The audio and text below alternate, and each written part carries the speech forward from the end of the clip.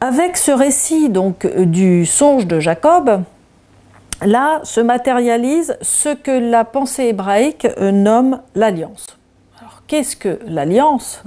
Eh bien, c'est l'union du haut et du bas, du ciel et de la terre, par l'intermédiaire d'un patriarche, donc un être hors du commun. Ça, on peut dire, là, c'est le sens le plus évident.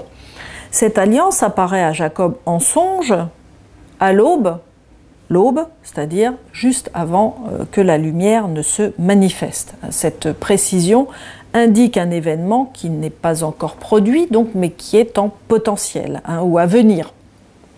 Il voit en songe, cette alliance apparaît plutôt en songe sous la forme d'une échelle symbolique qui prend donc appui sur un sommet de la terre, puisque ça se passe sur une montagne, qui est un lieu intermédiaire déjà entre le ciel et la terre, un lieu de communication.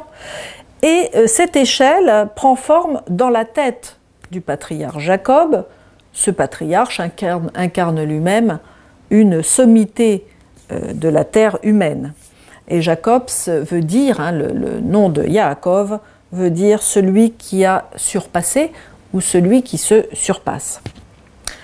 La tête correspond aussi au point le plus élevé en l'homme.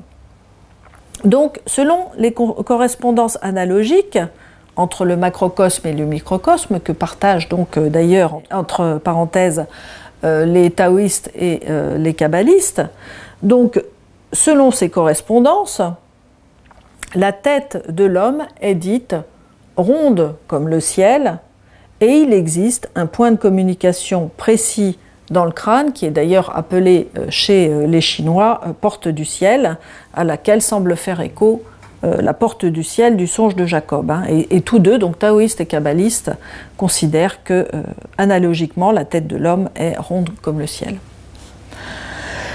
Pour continuer, l'échelle que Jacob voit donc en songe dans sa tête s'élance vers le ciel. Et là, sur cette échelle, des messagers montent et descendent entre ciel et terre dans un mouvement continu d'aller et retour. En somme, ce récit révèle le rôle de l'homme, représenté ici par un patriarche, celui qui a surpassé ou celui qui surpasse. Ce récit révèle le rôle de l'homme et son alliance indéfectible avec les forces cosmiques. En d'autres termes, il est à la fois le récepteur et l'agent de la conscience universelle. Roland Goetschel, qui est un historien de la Kabbale, rappelle que, je cite, « c'est parce que l'homme intègre en sa personne l'ensemble des puissances d'en haut que son action est capable d'agir sur l'ensemble des mondes, y compris à l'intérieur du monde divin lui-même. »